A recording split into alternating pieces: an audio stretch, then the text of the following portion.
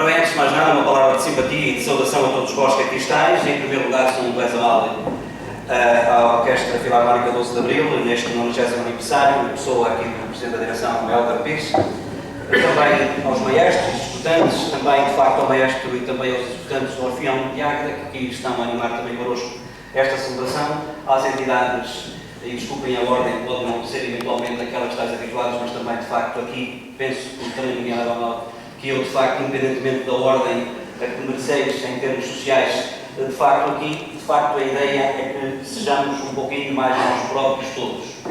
E, por isso, uma palavra também de simpatia a todos vós que estáis aqui também por causa desta circunstância e que sois amigos também desta Orquestra Filarmónica 12 de Abril e também, ao fim e ao cabo, da boa música e também da boa cultura. Ouçam, eu estou assim um bocadinho sem saber o que vos dizer, porque há tanta coisa para dizer. Se fosse uma Eucaristia normal, e entendeis o que eu quero dizer com isto, se fosse uma Eucaristia usual, aquelas que não têm todo este programa, de facto, não é carregar, mas é encher. E de facto, se calhar, também é bem verdade que hoje posso não falar só tudo aquilo que quero falar, mas também se vai falar também através da música e através, de facto, do canto e através, até porque é rezar duas vezes, e também por isso também estou tranquilo a esse nível. Só que, por outro lado, poderia pegar na primeira leitura, podia pegar na segunda, podia pegar neste Evangelho, podia pegar nas três, mas, obviamente, se não leva a mal, que pego só apenas nesta leitura aqui do Evangelho que eu acabei agora de proclamar para vós e para mim. E eu penso que esta leitura é muito importante porque, se algum de vós, e peço desculpa se estou a escandalizar alguém, se algum de vós está aqui a pensar que este relato, ou que esta história, ou que este Evangelho de São João que eu acabei de proclamar, que é uma crónica de um facto que aconteceu exatamente assim, esqueçam. A ideia de São João, quando escreve o que escreveu, e quando acabei de ler aquilo que ele acabou de escrever, não é de facto dizer que foi exatamente assim, é uma catequese. E como catequese que é, nós temos que estar atentos aos pormenores, que são pormaiores. Temos que estar atentos aos detalhes que fazem a diferença. E estes detalhes são pequenas palavras que para nós não dizem muito, mas que para uma mentalidade semita, para uma mentalidade hebraica, diz muito. E para a gente perceber estes pormaiores nos pormenores, é fundamental estar atento, como digo, a alguns detalhes. Primeiro, na tarde daquele dia. Foi tarde, portanto quer dizer que não foi de manhã. E na Bíblia, acontecer uma coisa à tarde ou à noite é uma coisa, e acontecer uma coisa de manhã é outra. Vamos reparar que as coisas mais dramáticas acontecem de noite. Eles de noite não pescam, quando se via pescar é cada vez melhor. Eles de noite é o Nicodemos que vai ao encontro de Jesus, porque tem medo. Esta coisa de nascer de novo, então mestre, uma pessoa tem que entrar outra vez na barriga da mãe, vai ter com Jesus, porque ele não percebe, é de noite. Cristo é entregue, depois de tantos milagres, deixa-se entregar de noite. Portanto, aquilo que ficamos aqui a saber é que estas coisas passam-se de noite ou à tarde, vai dar quase a mesma coisa. Na tarde daquele dia, o primeiro da semana. Esta é a chave hermenêutica que ajuda a perceber todo o Evangelho. É que isto aconteceu ao domingo.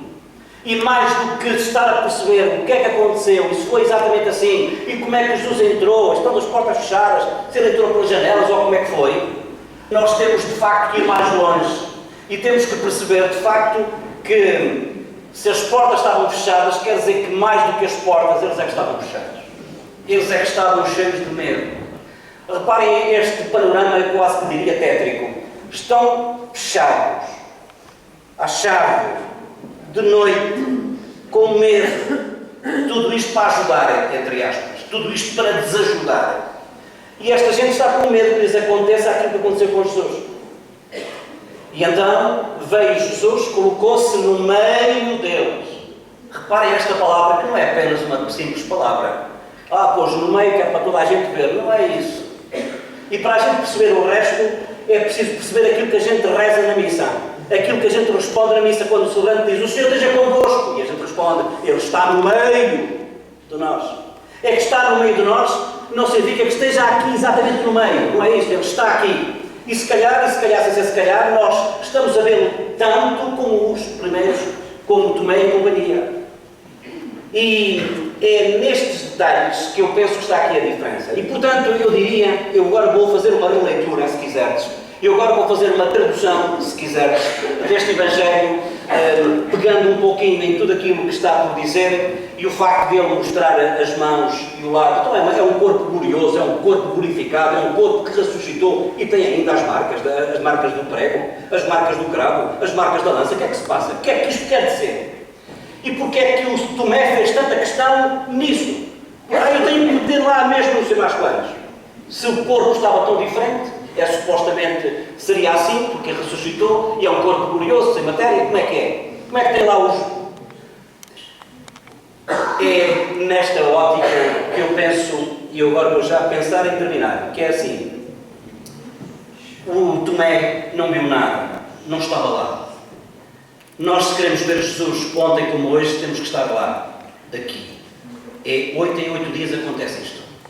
8 em 8 dias marcamos encontro com o Senhor. E é o Senhor que está, quando celebramos a Eucaristia, no meio de nós. E porque o Tomé não foi nesse dia à missa, não o viu. Porque o Senhor, quando se encontra, é na Eucaristia, onde Ele está no meio de nós, onde 2 ou 3 estiverem reunidos em meu nome, estarão deles. Ele não foi. 8 dias depois, também é domingo, obviamente, Ele estava lá, já viu.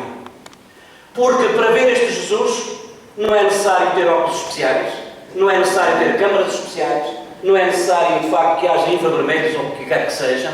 É fundamental, sobretudo, mais do que tocar fisicamente, tocar o coração. E para isso é fundamental que abramos as nossas portas. Hoje, como ontem, há muita gente, todos nós, a começar por mim, que vivemos fechados. Fechados e muitas vezes com motivos.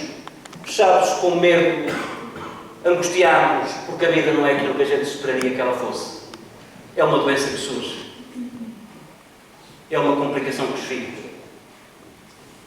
É, de facto, um emprego que está instável.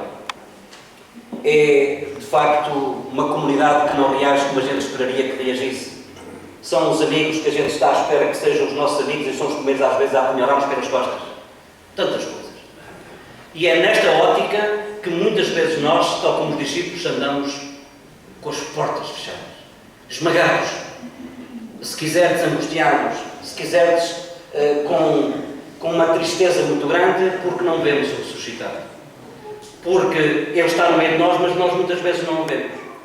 E é aqui que Jesus nos vai dizer mais um truque, se me permitem a expressão, para que nós o vejamos. É que é fundamental tocar. Reparem, não é o primeiro caso que aparecem as chagas. As chagas, o que é as chagas? O que é o lado onde foi a lança e não sei mais quantos? Porque, ao fim e ao cabo, são estas coisas que marcam o amor que Jesus teve. Jesus morreu, sabemos que foi uma morte oblativa, em oferecimento das pessoas. E é isso que não morre. É isso que não morre. Ouçam, há coisas que a gente pode fazer a pensar em nós. A gente morre e, passado um tempo, ninguém liga, já ninguém se lembra. Hoje há muita gente que faz, e muito bem, as caminhadas, por causa não só da dietas, por causa só da linha, por causa dos colesteróis, dos triglicerídeos, para manter o organismo em ordem e por aí fora. Mas a pessoa faz isto a pensar em si. Agora, aquilo que fazemos em função dos outros, tal como Cristo morreu na cruz e que morreu pelos outros, isto não desaparece e por isso Ele mostra a prova desse amor, que está nos cravos, que está precisamente no lado onde a lança infligida pelo soldado o atingiu. E é aqui que eu quero chegar, porque ou nós de facto mostramos obras em favor dos outros, e é aqui que entra a Orquestra Filarmónica 12 de Abril, e é aqui que entra o Orfeão, e é aqui que entram muitas coisas. Porque se nós pensamos apenas, andamos nestas coisas só, se quiseres, para a nossa própria realização, é pouco, se me permitem, é pouco. Nós de facto temos que perceber todos, e nesta questão da música, eu diria que não é para qualquer um, é só para uma pessoa sensível. Por isso é que eu faço tanta questão que às vezes, mais do que tocar bem, é preciso comportar-se bem. Mais do que fazer grandes concertos, é preciso que no fim do concerto eu seja capaz de dar um testemunho condizente com aquilo que eu acabei de fazer. E é nessa ótica também que eu penso que é uma grande responsabilidade à nossa Orquestra Filarmónica 12 de Abril, que já toca e toca muitíssimo bem, que vá mais longe. Acredito que pode ir mais longe, assim como o Orfeão de Águeda e por aí fora, que está aqui presente no meio de nós. É fundamental que no repertório, na forma como o interpretam, naquilo que cantam, naquilo que, eu quase me atrevo a dizer, naquilo que rezam cantando, que seja uma forma, de facto, de elevar o nível cultural, o nível da dignidade da pessoa humana. E nessa altura, então poder-se a dizer, olha, aquele fulano passou por cá, aquele maestro passou por cá, aquele músico fez parte de não sei mais quantos, mas também fez isto. E foi, de facto, alguém que foi capaz de mostrar, de facto, que também se eleva a pessoa através da música, através da cultura, através, de facto, desta relação. Mais focado lá, mesmo que seja com outros sinais nesta nossa pauta. Mas, amigos, vamos pedir ao Senhor, e a preocupação de dizer pouco e bem há pouco quem, eu também não sou capaz, e por isso, de facto, vou já terminar. Penso que tereis captado, e peço desculpa se não o fizestes.